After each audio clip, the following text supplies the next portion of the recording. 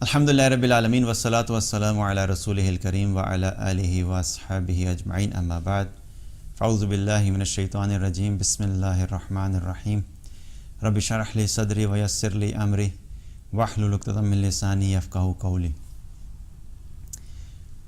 اللہ تعالیٰ نے قرآن میں فرمایا المال والبنون زینۃ الحیات الدنیا والباقیات الصالحات خیر عند ربک ثوابا وخیر عملا۔ یہ مال اور بیٹے تو محض دنیا کی زینت کا سامان ہے، اور آپ کے پروردگار کے ہاں باقی رہ جانے والی نیکیاں ثواب کے لحاظ سے بھی اور اچھی امید کے لحاظ سے بھی بہتر ہیں۔ سورہ القاف کی آیت نمبر 46، اللہ تعالیٰ نے دنیا کے مال اور جو بیٹے ہیں ان کا ذکر کیا، اور اس کے کمپیریزن میں اللہ کے نزدیک کیا چیز بہتر ہے اس کا ذکر کیا۔ اللہ تعالیٰ نے قرآن میں مختلف جگہوں پر دنیا کا ذکر کیا اور آخرت کا ذکر کیا۔ کسی جگہ پہ اللہ تعالیٰ نے صرف دنیا کا ذکر کیا، الگ سے بتایا وَمَا الْحَيَاةُ الدُّنْيَا إِلَّا مَتَاعُ الْغُرُورِ، دنیا کی زندگی دھوکے کے سامان کے سوا کچھ بھی نہیں ہے۔ کچھ جگہوں پہ اللہ تعالیٰ نے صرف آخرت کا الگ سے ذکر کیا، لیکن کچھ ایسی جگہیں ہیں قرآن میں، بلکہ بہت ساری ایسی جگہیں ہیں جہاں پہ اللہ تعالیٰ نے دنیا اور آخرت دونوں کو اکٹھے ڈسکرائب کیا اور مینشن کیا، اور دونوں کو کمپیریزن میں ان کا ذکر کیا۔ وَفَارِحُوا بِالْحَيَاةِ الدُّنْيَا وَمَا الْحَيَاةُ الدُّنْيَا فِي الْآخِرَةِ إِلَّا مَتَاعٌ يَا قَوْمِ إِنَّمَا هَٰذِهِ الْحَيَاةُ الدُّنْيَا مَتَاعٌ وَإِنَّ الْآخِرَةَ هِيَ دَارُ الْقَرَارِ كَلَّا بَلْ تُحِبُّونَ الْعَاجِلَةَ وَتَذَرُونَ الْآخِرَةَ بَلْ تُؤْثِرُونَ الْحَيَاةَ الدُّنْيَا وَالْآخِرَةُ خَيْرٌ وَأَبْقَىٰ۔ یہ مختلف آیات ہیں قرآن میں جو اللہ تعالیٰ نے جہاں پہ دنیا آخرت دونوں کا کمپیریزن کیا، اور اللہ تعالیٰ نے بتایا کہ تم دنیا کی زندگی کو بہتر سمجھتے ہو، تم دنیا کی زندگی کو ہی اسی میں خوش ہو، تم جلدی مل جانے والی کو بہتر سمجھتے ہو، جبکہ اس کے مقابلے میں آخرت کی زندگی بہتر بھی ہے، وہ ہمیشہ رہنے والی بھی ہے، وہ اللہ کے ہاں بہترین بھی ہے۔ تو اللہ سبحانہ تعالیٰ نے دنیا اور آخرت کا کمپیریزن جو ہے وہ قرآن میں بیان کیا، تاکہ ہم اس چیز کو سمجھ سکیں کہ ہم جب اپنی زندگی گزاریں گے تو ہمارے سامنے یہ دونوں چیزیں ہوں گی، اور ان دونوں میں سے ہم نے کس چیز کو زیادہ امپورٹنس دینی ہے، کس چیز کو ویلیو دینی ہے۔ کیونکہ انسان جب اپنی زندگی گزار رہا ہوتا ہے تو زندگی گزارنے کے اعتبار سے مختلف طریقے سے ہم اپنی زندگی کو لے کے چل رہے ہوتے ہیں۔ ایک وہ لوگ ہوتے ہیں جو اپنی زندگی میں صرف دنیا کو فوکس کرتے ہیں، اور ان کی زندگی میں جو مقصد زندگی ہوتا ہے وہ کیا ہوتا ہے؟ دنیا کا مال، دنیا میں شہرت، اچھا گھر، اچھی گاڑی، اچھی لکس، اچھا سٹیٹس، بچے اچھی ایجوکیشن حاصل کر لیں، بچوں کی اچھی جگہ شادیاں ہو جائیں، بچوں کی اچھی جابز ہو جائیں، بچوں کے اچھے بزنس ہو جائیں۔ صرف دنیا کی زندگی، نہ اپنی آخرت کی فکر کی، نہ بچوں کی آخرت کی فکر کی، لیکن اپنی اور بچوں کی دنیا بہترین بنا کر اپنی طرف سے ایک مطمئن ہوتے ہیں کہ ہم نے بہت بڑی اچیومنٹ کر لی، کہ ہمارے بچے بڑے ویل سیٹلڈ ہیں۔ چاہے بچے اللہ کو نہ پہچانتے ہوں، چاہے بچوں کے اندر آخرت کی فکر نہ ہو، چاہے بچوں کے دل میں اللہ کی عظمت نہیں ہے، نہ بچوں کو یہ پتہ ہے کہ کس چیز سے میرا اللہ راضی ہوتا ہے، کس چیز سے اللہ ناراض ہوتا ہے، اور نہ اپنی زندگی میں اللہ کی اطاعت اور نہ ہی بچوں کی زندگی میں اللہ کی اطاعت، لیکن اس کے باوجود وہ لوگ مطمئن ہوتے ہیں، کیونکہ وہ یہ سمجھتے ہیں کہ ہم نے دنیا میں جو کچھ بھی اس دنیا کا کرائیٹیریا تھا کامیابی کے اعتبار سے، ہم نے وہ سب کچھ اچیو کر لیا۔ ایک تو یہ لوگ ہیں۔ دوسری طرف وہ لوگ ہیں جو اپنی زندگی آخرت کو فوکس کر کے گزار رہے ہوتے ہیں۔ وہ جو بھی عمل کرتے ہیں، وہ جو بھی ڈیسیژن کرتے ہیں، وہ جو بھی فیصلہ کرتے ہیں، وہ جو بھی اپنی زندگی میں سٹیپس لیتے ہیں، وہ پہلے یہ سوچتے ہیں کہ کیا یہ جو میں کرنے جا رہا ہوں یا جو میں زندگی گزار رہا ہوں، اس سے میرا رب راضی ہوگا یا میرا رب ناراض ہوگا، اس عمل سے مجھے آخرت کا فائدہ ہوگا یا مجھے کوئی نقصان ہوگا، اس بات سے میری آخرت بہتر ہوگی یا میری آخرت برباد ہوگی۔ وہ اپنی زندگی اس فوکس سے گزارتے ہیں، اور اس طریقے سے زندگی گزارنے میں اگر اللہ سبحانہ تعالیٰ انہیں دنیا بھی بہتر دے دیتا ہے تو یہ اللہ کی طرف سے ایک بونس پوائنٹ ہے. لیکن اگر دنیا بہتر نہیں بھی ہوتی، مال نہیں بھی ملتا، بہت زیادہ شہرت نہیں بھی ملتی، اچھے جگہ پہ گھر نہیں بھی ملتا، کسی اچھے کنٹری کی امیگریشن نہیں بھی ملتی، کسی اچھی جگہ پہ بچوں نے ایجوکیشن حاصل نہیں بھی کی، لیکن ایز لانگ ایز ان کی زندگی اس طرز پہ گزر رہی ہے کہ انہوں نے اپنی زندگی اللہ کی رضا والی گزاری، وہ اعمال کیے جن سے اللہ راضی ہوتا ہے، اور نہ صرف خود کیے بلکہ اپنی اولاد کو بھی وہ چیز سکھائی، تو حقیقت میں یہی وہ لوگ ہیں جو کہ اللہ کے ہاں کامیاب ہیں، اور آخرت میں انہی کا مقام ہوگا جو کہ اللہ کے ہاں کامیابی والا درجہ حاصل کریں گے. یہاں پہ اس آیت میں اللہ سبحانہ تعالیٰ نے دنیا اور آخرت کا ذکر جو ہے وہ ایک ڈیفرنٹ طریقے سے کیا ہے. ہم دنیا جن چیزوں کو فوکس کر کے گزارتے ہیں اور آخرت کے لیے کیا چیزیں ضروری ہیں، ان دونوں کو اللہ تعالیٰ نے کمپیریزن میں ذکر کیا. اللہ تعالیٰ نے قرآن میں کیا فرمایا؟ الذی خلق الموت والحیات لیبلوکم ایکم احسن عملا، کہ ہم نے یہ جو موت اور زندگی کا نظام بنایا ہے، یہ ہم دیکھنا چاہتے ہیں کہ تم میں سے کون احسن عمل کر کے آتا ہے. اور پھر اللہ تعالیٰ نے مقصد زندگی بھی قرآن میں بیان فرما دیا کہ اللہ کے نزدیک کیا ہے کہ انسانوں کو دنیا میں کیوں بھیجا. وما خلقت الجن والانس الا لیعبدون، کہ ہم نے جنوں اور انسانوں کو صرف اور صرف اپنی بندگی کے لیے بھیجا ہے. اور احسن عمل وہی ہے جس کو اللہ نے احسن کہا. احسن عمل وہی ہے جو اللہ نے جس کو احسن کہا، اور وہی عمل بہترین عمل ہے جس سے اللہ راضی ہوتا ہے. ہر وہ عمل جس سے اللہ ناراض ہوتا ہے وہ کبھی بھی اللہ کے نزدیک احسن عمل نہیں ہو سکتا، بہترین عمل نہیں ہو سکتا. تو اللہ سبحانہ تعالیٰ نے ایک تو زندگی موت کا مقصد بھی ہمیں بتا دیا کہ اللہ تعالیٰ ہم سے کیا چاہتا ہے، احسن عمل کریں. دوسری طرف اللہ تعالیٰ نے مقصد زندگی بھی بتا دیا کہ بھیجا تمہیں اس کام کے لیے کہ تم اللہ کی بندگی کرو. اور پھر جب اس ساری زندگی کو ہم گزارتے ہیں تو اس زندگی میں ہمارے کچھ آبجیکٹیوز ہوتے ہیں، یا ہماری زندگی میں کچھ چیزیں ہوتی ہیں جن کو ہم اپنا ٹارگٹ بنا کے جو ہے وہ زندگی گزار رہے ہوتے ہیں، یا ان کو ہم حاصل کرنا چاہتے ہیں. اور اکثر ہم دیکھیں تو انسانوں کی جو اکثریت ہے وہ اپنی ساری زندگی صرف دو چیزوں کے گرد جب وہ لگا دیتے ہیں. پہلی چیز، جب انسان اپنی زندگی میں اپنے کیریئرز کی طرف آتا ہے، جاب سٹارٹ کرتا ہے یا بزنس کا پلان کرتا ہے، جب اپنی ایجوکیشن کمپلیٹ کر لیتا ہے تو اس کا سب سے بڑا ٹارگٹ کیا ہوتا ہے؟ مال کمانا. جاب اچھی چاہیے تاکہ میرے پاس مال زیادہ ہو. اچھی جاب مل گئی، اس کے بعد کچھ عرصے بعد کیا ہوتا ہے؟ بزنس کروں گا، کیونکہ جاب کے اندر اتنے پیسے نہیں بنتے، بزنس کے اندر زیادہ پیسے بنتے ہیں.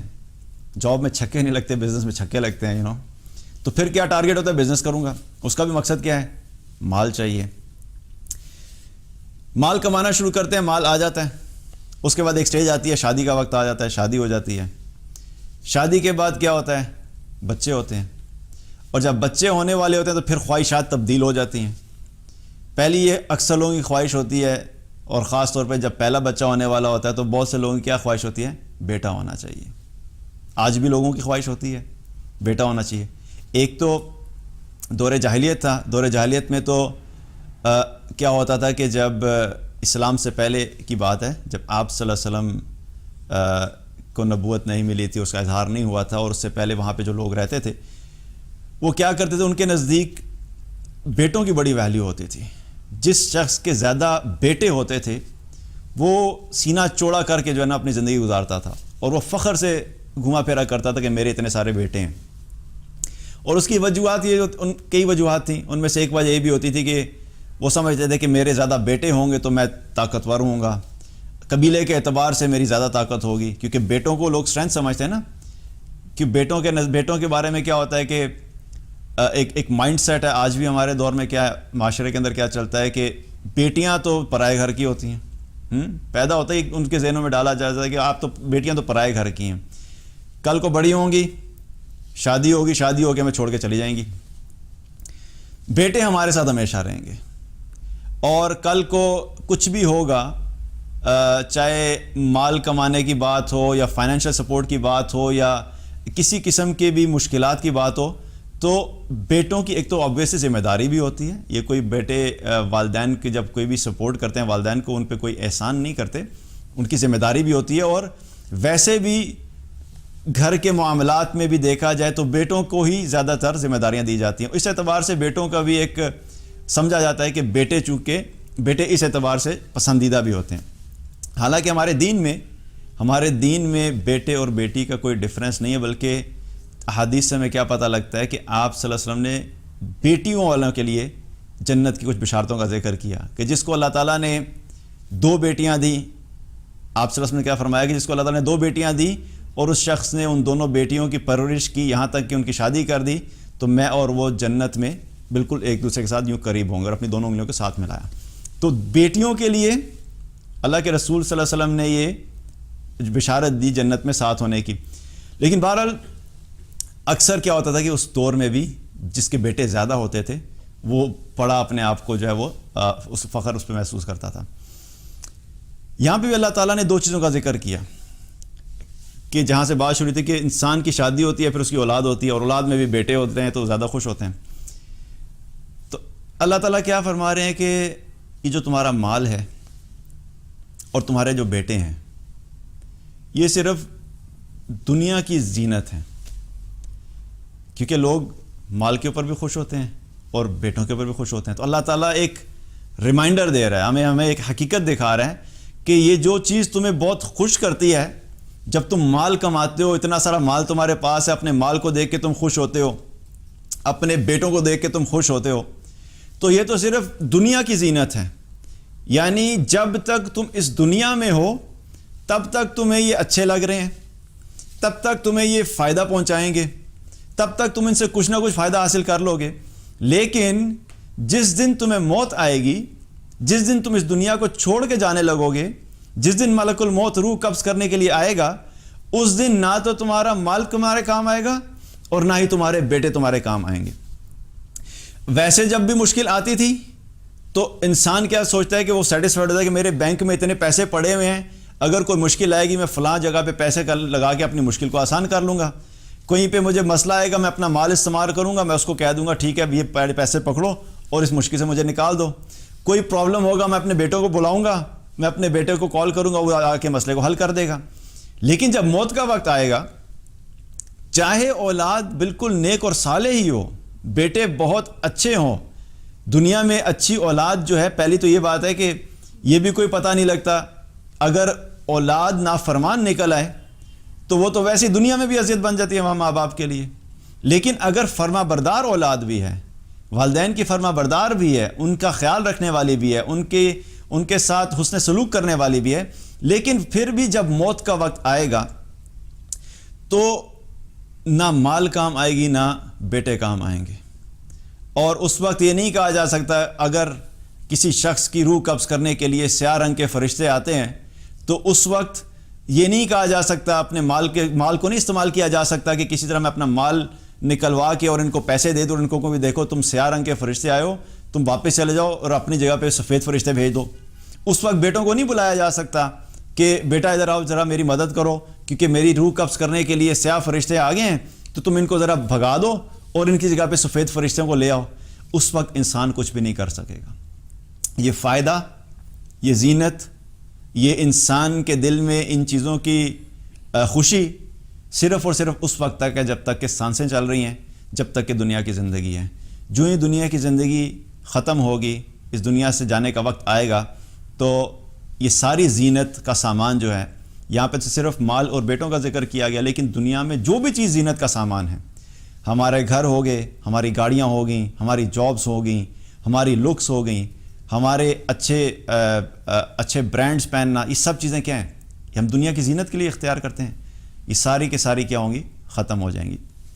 دوسری طرف پھر اللہ تعالیٰ ہمیں یہ بتا رہا ہے کہ دیکھو جس کو تم زینت سمجھ رہے ہو یہ حقیقت نہیں ہے. اصل حقیقت میں تمہیں بتاتا ہوں کہ تم جس چیز پہ فوکس کرو وہ کیا چیز ہے؟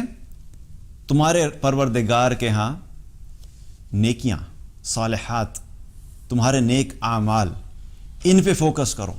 یہ زندگی جو تمہیں دی گئی ہے، 60 سال 70 سال کی زندگی، یہ ساری زندگی صرف مال کمانے میں نہ لگا دو. صرف اپنی اولاد کے لانجوں میں نہ ختم کر دو، صرف انہی چیزوں کو بہتر کرنے میں مت لگا دو، بلکہ اصل کام جو تم نے کرنا ہے، جو فوکس ہونا چاہیے، وہ ہے نیک اعمال، عمل صالح. اپنی نیکیاں اکٹھی کرو، اپنے اعمال اچھے کرو، کیونکہ یہ وہ چیز ہے جو دو طرح سے اللہ کے نزدیک جو ہے وہ بہتر ہے. پہلی چیز کیا؟ ثواب کے اعتبار سے، اجر کے اعتبار سے، کہ تمہارے نیک اعمال کا تمہیں اجر آخرت میں ملے گا. اگر تم نے مال کما لیا اور ساری زندگی اپنے مال اور اولاد کے چکر میں لگے رہے ان کی دنیا بہتر کرنے کے لیے، لیکن اپنے لیے تم نے نیکیاں نہیں کمائیں، تو آخرت میں جب تمہیں نیکیوں کی ضرورت پڑے گی، جب تمہارے نامہ اعمال کے کھولے جائیں گے، جب میزان میں نیک اعمال والے پلڑے میں نیکیاں رکھنے کا وقت آئے گا، اس وقت تمہاری عمل صالح جو تھی، جو نیک اعمال تھے تمہارے، وہ تمہارے کام آئیں گے، وہ تمہیں اجر ملے گا ان کا.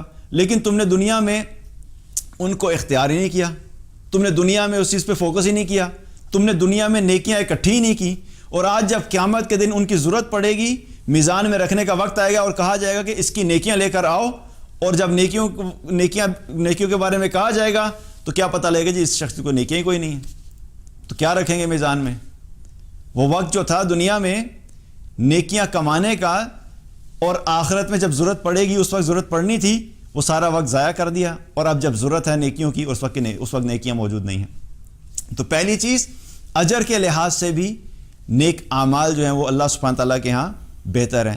اور دوسری چیز کیا فرمائی؟ کہ اچھی امید لگانے کے لحاظ سے بھی.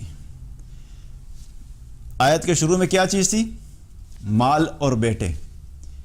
آیت کے آخر میں کیا ہے؟ اچھی امید لگانے کے لحاظ سے نیک اعمال بہتر ہیں.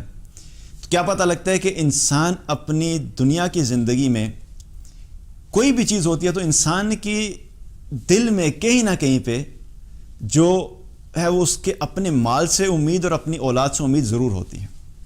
کوئی بھی والدین ایسے نہیں ہوتے جو یہ کہیں کہ نہیں مجھے اپنے بچوں سے کوئی امید نہیں ہے. امید سے مراد اب ضروری نہیں کہ بچوں سے آپ کوئی پیسوں کی امید رکھیں گے یا کوئی ان سے کوئی دنیاوی فائدہ. بہت ساری امیدیں ہو سکتی ہیں کہ میری امید یہ ہے کہ میرا بچہ خیال رکھے میرا، یہ امید لگائی جا سکتی ہے کہ بچہ اچھے کام کرے. بہت ساری امیدیں ہو سکتی ہیں. یہ امید لگائی جا سکتی ہے کہ یہ بچہ جو ہے وہ ایسا چیز کرے کہ آخرت میں میرے کام آ جائے. بہت ساری امیدیں ہیں. اللہ سبحانہ تعالیٰ میں کیا بتا رہا ہے؟ اگر تم نے امید لگانی ہے تو نہ اپنے مال سے امید لگاؤ، نہ اپنی اولاد سے امید لگاؤ، بلکہ امید کے اعتبار سے تمہاری اپنی نیکیاں ہیں جن سے تم امید لگاؤ. لیکن اگر نیکیوں سے امید تو اس وقت ہوگی نا جب نیکیاں ہوں گی.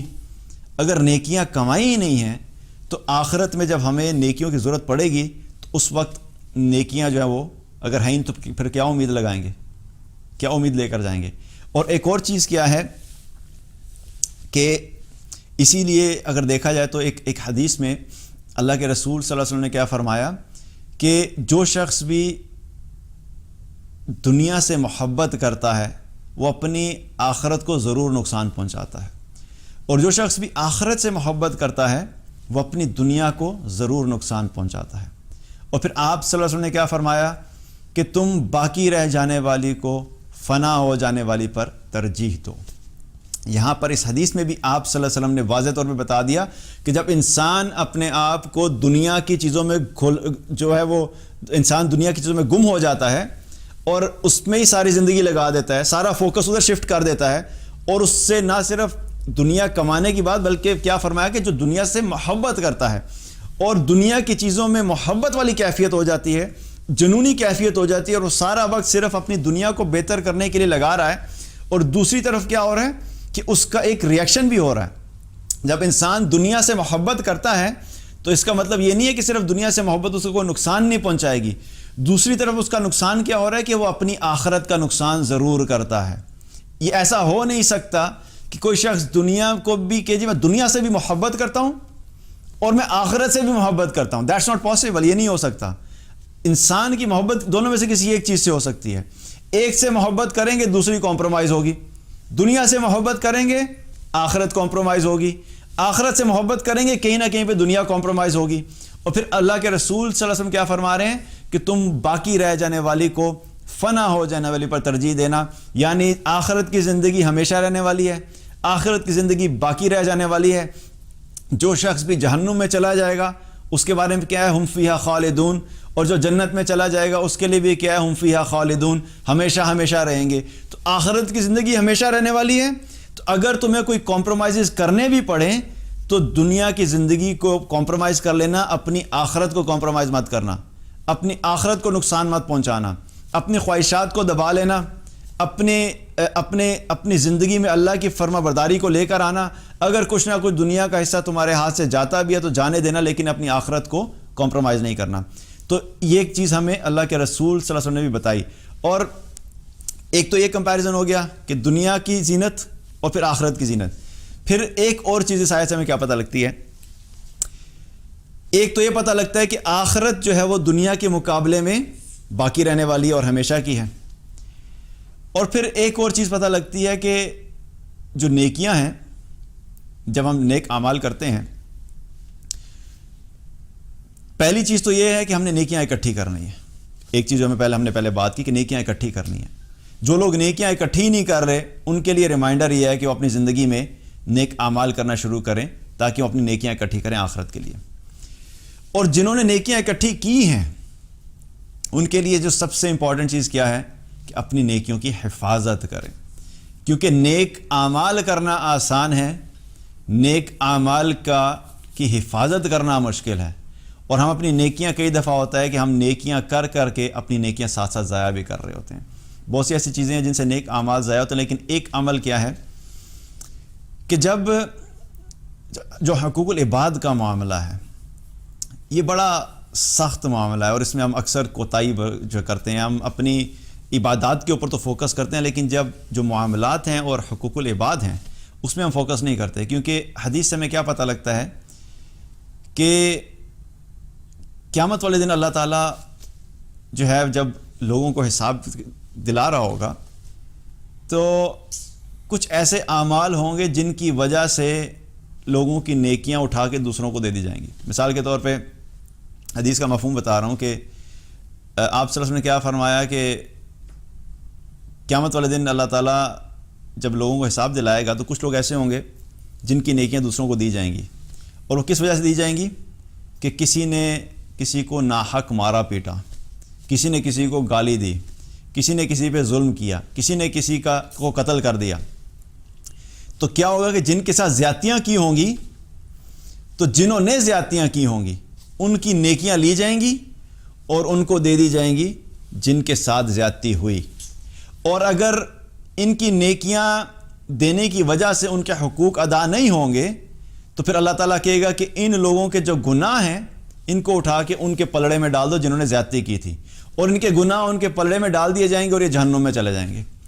آپ سوچیں کہ اتنی ساری نیکیاں لے کے پہنچے تھے، نمازیں بھی پڑھی تھی، روزے بھی رکھے تھے، تہجد بھی پڑھی تھی، ذکر بھی کیا تھا، تلاوت بھی کی تھی، لیکن لوگوں کے معاملات کے اندر احتیاط نہیں کی، زبان کے استعمال میں احتیاط نہیں کی، کسی کو برا بھلا کہہ دیا، کسی کی غیبت کر دی، کسی کو گالی دے دی، کسی کے دل دکھا دیا.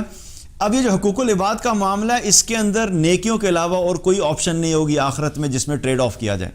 ایسا نہیں ہو سکتا کہ حقوق العباد میں زیادتی کی جائے اور بس انسان یہ سمجھے کہ معافی ہو جائے گی.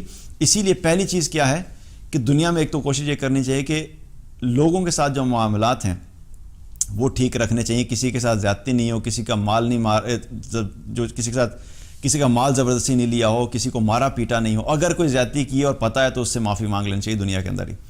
تو دوسری چیز کیا ہے کہ نیک اعمال، پہلی چیز کرنا نیک اعمال، اور دوسری نیک اعمال کی حفاظت کرنا. یہ بہت بڑی چیز ہے کیونکہ خالی نیکیاں کام نہیں آئیں گی، وہی کام آئیں گی جن کی ہم نے حفاظت کی ہوگی، جو بچ جائیں گی ہمارے پاس. اور اپنی نیکیوں کو بچانا یہ بھی بہت ضروری ہے. اور تیسری چیز کیا ہے باقی رہ جانے والی، وہ ہے صدقہ جاریہ. صدقہ جاریہ کہ ہماری وہ نیکیاں جو باقی رہ جانے والی ہیں. ایک تو یہ ہے کہ مال کے اعتبار سے بھی ہمیں کیا پتہ لگتا ہے، ایک حدیث میں آتا ہے، آپ صلی اللہ علیہ وسلم نے فرمایا، اس کا مفہوم ہے کہ انسان کہتا ہے میرا مال میرا مال میرا مال. حالانکہ انسان کا مال کیا ہے؟ وہ جو اس نے کھا لیا، اپنے پہ خرچ کر لیا، وہ تو دنیا میں یوز ہو گیا.